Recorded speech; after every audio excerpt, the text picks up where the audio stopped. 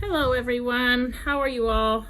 So I have been putting off doing videos. For one, I really have been very busy with homeschooling, but also I've been kind of tired and a lot of time taking to do homeschooling. But anyway, and I've been thinking about doing a video and didn't really have one to do for a while. And then about 3 weeks ago, I did have one. But I've been putting it off a little bit, and I decided I'm going to finally do it, so here I am. I recently, about 3 weeks ago, went to a Bible study at this church. I had gone there for a few other things, and then I ended up going to the Bible study there. And I put it off because first I wanted to hear from the person who was giving the message. The person who was giving the message happened to be the pastor's wife, and I got a couple text messages from them about information about goings on there. And I still had this Bible study on my mind that I'd gone to, and the things that the pastor's wife said, a lot of the things she said I agreed with up to the end. And at the end I didn't stay for the whole end because I was anxious to go get my kids because it was the first time there, and the little kids pickup was before the teen pickup, and the little kids pickup, it was time to go pick them up. And anyway, so I didn't stick around and tried to talk to the pastor's wife, and I wasn't sure if I should anyway. But I got some emails from the church, and so I told them about this being on my mind and hoping that I'd get a response, but I didn't. And so I thought, well, I'll, just let it go, I guess. And, but it's still on my mind, and I thought I'll just do a video about it because it's still worthy of a video. So I'm going to talk about what it was. And what it was is, well, there were two things. One is kind of petty, but it's not something I believe. Some people may. They believe she was talking about how plants hear us and grow if we sing and talk to them. And I just thought, well, it's not in the Bible, so it's not something that should have been mentioned in a Bible study. If she believes that, then she believes that. But if she does believe that, then kill and eat would have to be for plants too, and God didn't discuss that in the Bible, so I don't know. Every time we eat vegetables, then I guess, we're killing and eating then, right? So much for being a vegetarian for some people. If they were to hear that message, they might have some conflict there. But that wasn't my thing. My thing really, it was sort of, but not a big enough deal, I guess, really. But my deal was that she started to talk about a family member of hers. I don't know if it's married-in family member or what. She didn't go into specifics, which is good. But she went on about it quite a bit, about how she's always thought for a long time, and she's thinking more and more. So this is something that's been on her mind, which is why I think she did this, her form of this message. But she was talking about how for a long time, and then recently, and more it's on her mind to stop talking to this family member because this family member is always talking about their illnesses and how much they're suffering. I don't know anything more about the situation, but I would think her being a pastor's wife, maybe that's also why they feel so comfortable talking to her about this, because maybe they're hoping that if she prays for them, that they'll be relieved more than if they pray. A lot of people think that, if they tell a pastor or a pastor's wife their problems, then if they pray for them, they feel like there's more power to the prayer, I think. And I have no idea if that's the case, but it just kind of makes me wonder if maybe they just feel more comfortable, not because she's their pastor's wife, but because she is a pastor's wife. I don't know. I talked to my sister, and she said that it can be hard not talking about pain and, physical pain, which these people are going through. And so that made me think, well, that sounds fair. Maybe these, and the pastor's wife was saying, well, she believes that most of it's not even true, or that they're bringing it upon themselves. They're causing their own pain because they talk about pain so much that they make themselves suffer and they bring it on themselves, and their unhappiness or complaining or something like that makes them have these pains.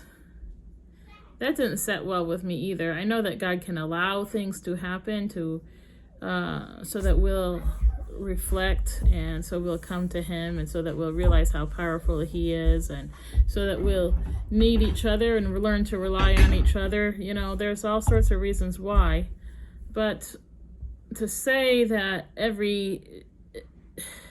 she didn't say every sickness, but it sure seemed like she was saying, you know, because she started to talk about how complaining and being miserable will make you sick. I don't know. And that's what I was hoping she'd reach back out to me. And then she was talking about how we shouldn't complain. And, you know, maybe we really shouldn't complain a lot, you know. I kind of have learned to restrain myself from talking so much about my problems, because you have to be careful who you're talking to. And that is the truth. She didn't say it that way, but that's really, if anything, that would be why, because you just don't know who you can trust, sadly. In the church or outside of the church, in your social circle, in your family circle. I mean, obviously you might know who you can trust, but sometimes maybe not, like if they're not a blood relative anyway. And so there is that. And, but she was talking about how she used an example of a woman whose son's leg had broken, how she shouldn't talk about it. She should just praise the Lord. And she used an example of a guy's lawnmower that got broken, and he should not talk about the broken lawnmower being a problem, but instead he should just praise the Lord that he has a way to fix it. And just kind of, I don't know. Yeah, we should maybe try not to complain too much, but let's say people who are really suffering. I mean, like the woman with her child's broken leg, maybe she's seriously really worried about it healing, you know? Maybe it was a really small child and it's, you know, really got to her heart or something. Should she not be able to talk about it and even complain if that is, you know, maybe she needs comfort. You know, maybe she feels she needs to complain, so therefore people should encourage her, so then she won't complain so much instead of saying it's a sin to complain. I don't know, it just didn't set well with me, and I was hoping that she'd get back with me. And who knows in the future if I don't know. But I mean, I did tell them in the text message, so I left it there. Who knows if in the future I might be able to bring it up somehow, and I don't know. If I'll feel right to do it, I just don't want to end up in a you know, argument either.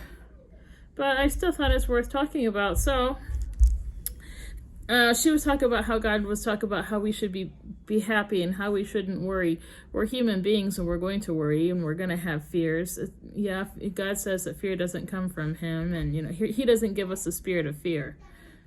Well, but I mean, we're human beings and we're going to have fear, so therefore we have to learn to pray more and rely on God more and try to be strong. But everybody has their moments of weakness. Even Jesus had his moment of weakness.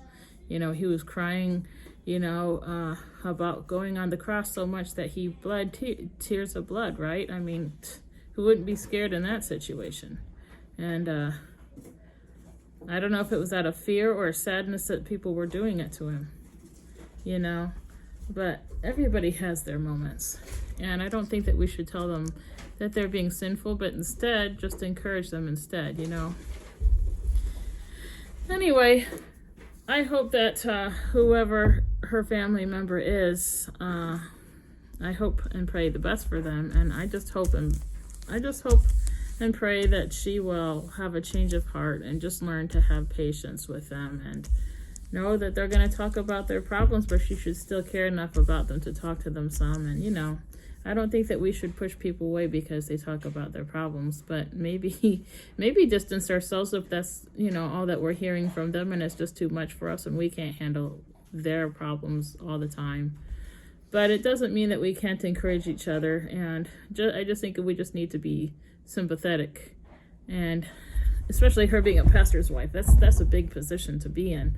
You know, you know, maybe she should be having this conversation with them instead of, not having it with them, because apparently she hasn't, but then maybe she feels she shouldn't, and it's just, But I thought, well, maybe we could talking about problems a little bit. And actually, so I thought I should talk about how we should encourage each other, but also like how we should be careful not to talk to the wrong person. And I thought maybe I'm going to have to do it in maybe 2 videos and just touch just a little bit right now. So in Galatians chapter 5, and then there's Galatians chapter 6.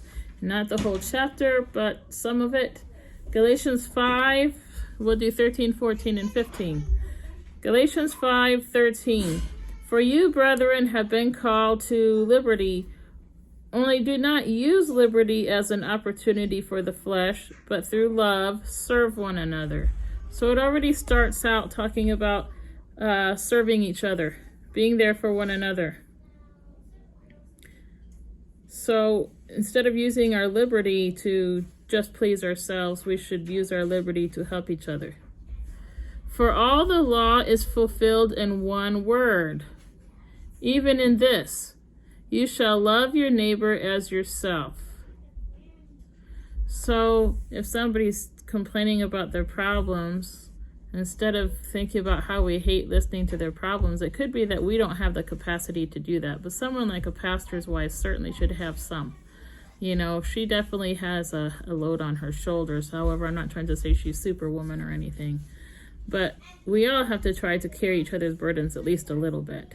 Even if we can't listen to them all the time, every now and then, try to give them encouragement at least. And definitely pray for them. And if there's anything else we could do to support them and help them, then we should. And we should stick up for them, and, we should defend them if it takes defending them, or pray for them, or give them encouragement. But also, like I said, it could be a situation where that person should be defended, or, it just depends on what the situation is. But we should try to be there for each other. That's what you would do, because it says to love one another as yourself. So think about if that was you in that situation, is there something that you might feel that you would need in that situation, and try to do that for them if you can. For all the law is fulfilled in one word, even in this, you shall love your neighbor as yourself. But if you bite and devour one another, beware lest you be consumed by one another. So it's better to love one another and care about one another than fight each other. So, and that's also why I felt maybe shouldn't talk to her, because it could end up in bickering, and I don't want that. But like I said, I did try to tell them that it didn't set well with me, but I'm just wondering, maybe she was just saying, don't complain too much, don't complain all the time. That would make more sense.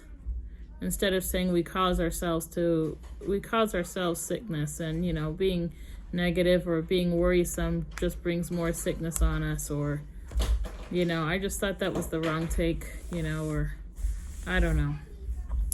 Anyway,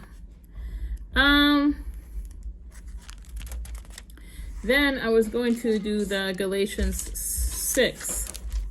And Galatians chapter 6 talks about it a little too. Galatians 2, so I should do Galatians 1 through 5, because I don't like to cherry pick. I try to read the verses around it as much as I can for what I can in a video without making it too incredibly long. Brethren, if a man is overtaken, so this is Galatians 6:1. Brethren, if a man is overtaken in any trespass, so if he's overtaken in sin, if he's fallen too far into sin, but also worries. Brethren, if a man is overtaken in any trespass, you who are spiritual, restore such a one in a spirit of gentleness, considering yourself, lest you also be tempted. So if they fall into sin, try not to fall into the sin, but try to encourage them out of it. Bear one another's burdens. So also, if they're overtaken by burden, worrying, stress, anxiety, fear, sickness, then we should try to carry them also. Try to do what we can, even if it's just a little bit of encouraging here or there and praying for them. But if there's anything else that we might be capable and able to do. Bear one another's burdens, and so fulfill the law of Christ. So that right there should sum it all up, that's pretty powerful, calling it summing up the law of Christ by bearing one another's burdens. That's a pretty big thing. That's really serious. Bear one another's burdens and so fulfill the law of Christ. That's pretty serious. And so if we can't support each other, then what are we anyway? You know, what's the purpose of us all? For if anyone thinks himself to be something when he is nothing, he deceives himself. So don't think that, you know, you're so great and everybody else isn't, you know. But let each one examine his own work, and then he will have rejoicing in himself alone and not in another. For each one shall bear his own load. And so then I got to think about that and what exactly that means. It's, you know, we're to carry our own weight. But when it's overwhelming, we can go to one another and, you know, talk about how whatever the problem is overwhelming for us. It could be guilt, worry, sorrow, anxiety, you know, but we're supposed to love one another and try to help one another and encourage each other through it. And then I was thinking, okay, so what exactly? And then I thought, well, the best explanation for me is, like, say, you know, I was in the Army for a time, you know, and you have to carry that big heavy rucksack and you're walking, or, you know, a long distance on a hike, or you're running a long distance. And I wasn't the best runner, and I ended up running amongst the infantry guys because I fell back a few times. And, you know, they can't run the run for you, and nobody can walk the walk for you. I did pretty good on the marches that I did, but I'd have to encourage others, you know. And you can't walk the walk for them. You can't march the march for them. You can't run the run for them, you know. But sometimes it gets to be too much and they fall back. They fall behind. So what can you do? You can encourage them, push them along, even give them a push. You know, they did for me when I fell into the infantry guys, and, you know, didn't fall into them, but I fell back to where my infantry guys were. And, you know, they'd give you a push and, you know, encourage you, but they'd also give you a push on your back and try to encourage you to keep going. And that you can do. And that's what it's talking about. Sometimes it gets to be too much and you start falling behind, and you just need a little push, and you need some encouragement. And that's what they're trying to say. When it gets to be too overwhelming, be there to support one another and get each other through the race, get each other through the run, get each other through that march, you know. We have to help each other make it to the finish line. Anyway, so there's that. And then I have another one here.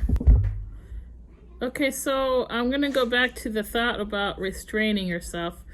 Proverbs 10:19. It's in the multitude of words, sin is not lacking, but he who restrains his lips is wise. And so that's what I was going to say. Maybe she wanted to say, at least partially, and anyway, if she did, it would have been good if her thought track was not complaining too much. Trying not to complain too much, but also be careful who you're telling your troubles to, because it could be they're not the right ones to tell. You know, it could be you think that they care about you, and it turns out really you start to realize they don't, which is what I've had happen. You know, I've talked about my problems with someone, and after a while, you know, someone else asked me, do they talk to you? Do they, you know, what's your relationship with them? Do they listen to you? And then I started to think about it. Yeah, they listen to me, but anytime I wanted to get together with them, you know, and there's more to that. But no, you know, there was never any face-to-face, and not even phone call, just pure text all the time. You know, they're a family member, but not blood related. And, you know, I started to realize, no, I guess not. And it started to bother me more and more. And then some things they'd say that I disagreed with, it got under my skin more because I realized they weren't really there for me. So everything else they said bothered me extra. So I had to separate myself, and now I have not spoken to her. So, you know, restraining your lips, yeah, just don't talk to her now. So, in the multitude of words, sin is not lacking, but in he who restrains his lips is wise. So be careful how much you say and who you talk to. You got to really know you can, even in church, you know, you might be able to mention something briefly, but just don't say too much, you know. And so going on. Okay, so then in Hebrews There's another one, and before I read this one, another thought too is how are we going to know what to pray for one another? Because we are supposed to pray for one another, encourage each other. How are you going to know what they need encouragement in or about? Well, how are you going to know what they're going to need prayers on if they're not able to come to you and talk to you and tell you their problems? So, like I said, for some, it might become too overwhelming for the person who's listening. You know, I've had that situation where someone who had mental issues, I didn't know I became their friend, and they had a lot of mental issues, a lot of stuff they went through in their life, a lot of abuses that I couldn't even stomach listening to. It was like listening to a horror film every time she'd open her mouth about it, which became too much for me, you know? So there is that aspect. But someone should be able to say, you know, I need prayer, I feel sad, or this is going on. But like I said, it just depends on the level, like how much. There has to be a happy medium, you know, there has to be a good level, and who you choose to talk to and who can handle those kind of things that you're going to talk about. You know, because some people like me listening to that, I couldn't hack that. It was just too much. It took too much of my time, you know, and I have my kids and stuff like that. What she needed was a counselor to talk to, you know, and which she said that she didn't go to anymore. So there's that aspect too. A pastor's wife, however, like I said, I don't know. You'd think they'd have more patience, but if she's always listening to the family member, maybe she can't take that either. And maybe it's just too much for her, but she should be willing to, you know, she's got to find some way to say so or guide them towards someone who can listen to the, you know, a counselor, help them find a counselor. Her capacity to do things is a lot more than mine would be, you know? So that's what I said, like, depending on who you talk to about your problems, the pastor's wife should be able to guide you towards help, at least, you know, if it's too much for her to listen to all the time, even if it's her own family member, hopefully. But I don't know, maybe they wouldn't want to get help. I hate that we had to listen to that, really, because, you know, then she's sitting there talking about her problems, and she's saying it's a sin to talk about your problems, and she really let off a lot of steam, even though she didn't talk a whole hour about it. That was a lot of jam-packed information right there. So yeah, I mean, we should be able to talk about our problems, but again, yeah, we maybe have to restrain ourselves. Like I said, try not to say too much and be careful who you talk to, choose the right person to talk to, that kind of thing. But anyway, Hebrews chapter 10, 24 to 25. And let us consider one another in order to stir up love and good works, not forsaking the assembling of ourselves together. So that's what I was trying to find, you know, find a church and somewhere to go, even though I don't agree completely with everything, obviously, you know. I don't agree with Easter bunnies and Santa Claus and all that stuff, you know, Halloween that they do. Yeah. But I mean, I thought maybe if I went on times where they're not celebrating those things, then, you know, maybe it would be okay. Anyway, not forsaking the assembling of ourselves together as it is the manner of some, but exhorting one another. Exhorting can mean encouraging, and it can also mean correcting. And the other verse said to correct in love and, you know, carefully correct. Exhorting one another, you know, encourage them out of sin. Encourage them not to walk in sin. Encourage them in the right path. And encourage one another to just keep on going. And so much the more as you see the days approaching. Now, I'm going to have to come back and, well, actually, there are two other verses I was going to read and finish it up, and then maybe do one extra little video tomorrow or another day. So hang on. Okay, so to try to close up this video, I'm just going to read this little bit in James chapter 5. James chapter 5, 13 through 20, and then I'll be done for now.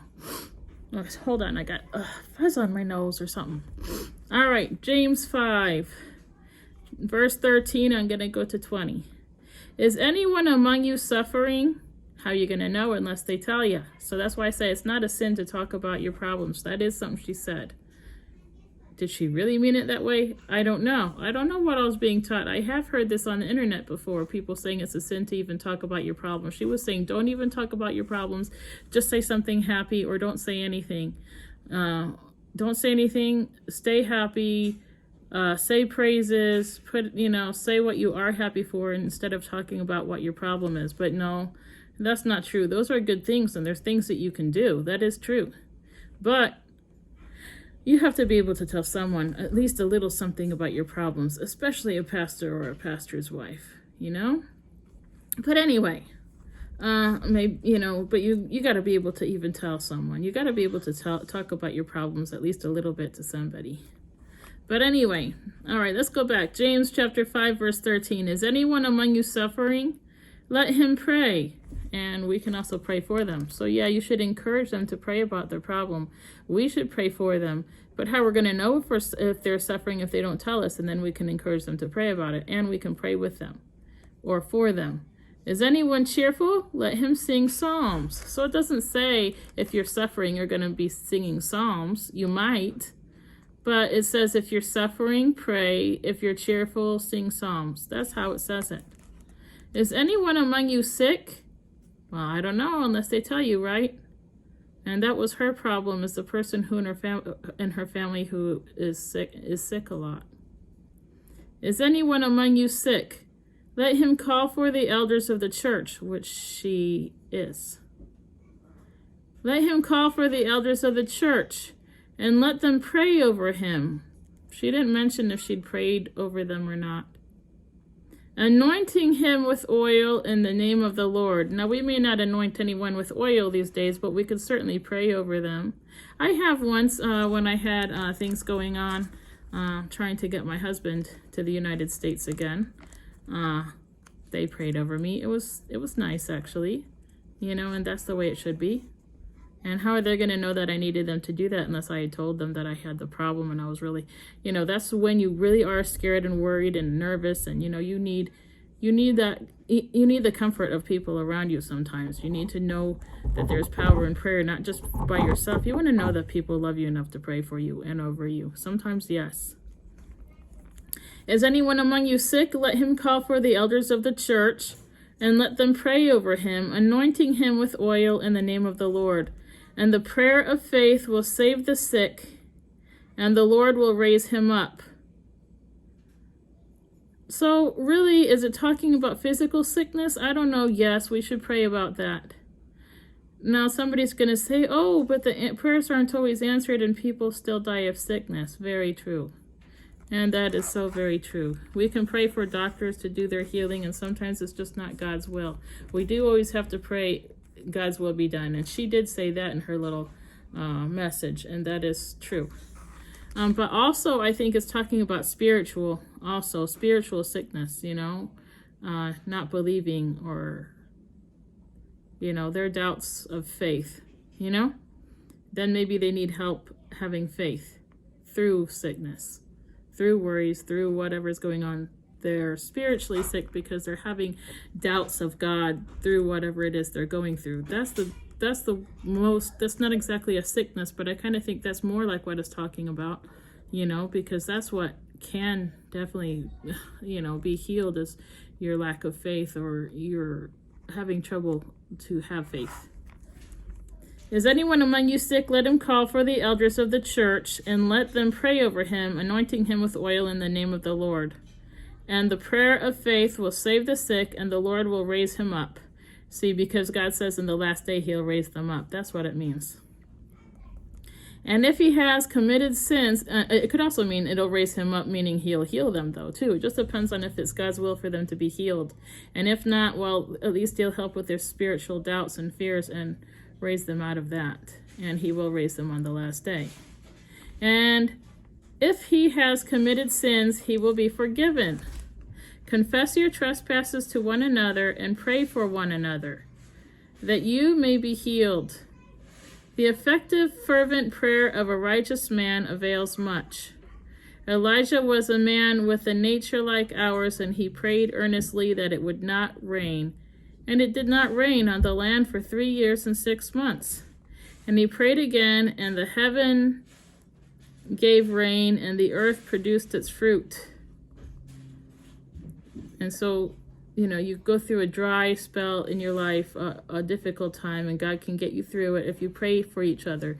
So someone can pray for you. It could be, it's not like a physical sickness, but it's whatever. And God can help get them through it even more if people come together. Just knowing that people are there for you and praying for you can lift you up a lot. And he prayed again in the heaven and gave rain. So finally you can get through those hard times, and finally you can have fruitfulness again. And the earth produced its fruit. Brethren, if anyone among you wanders from the truth, and someone turns him back, let him know that he who turns a sinner from the error of his way will save a soul from death and cover a multitude of sins. And that is the end of my video. So thank you for listening, everybody. And I hope you come back, and hopefully I'll do one more on this topic. All right, thank you for listening, everybody. If you think it's worthy of a share, share it for me. Anyway, and emoji, comment, let me know you're listening. Let me know you got anything out of it. And if you liked it and want to give a like, then do that. If you don't want to, that's fine too. But anyway, I do thank you for listening, and I hope to have you here again. All right, bye-bye.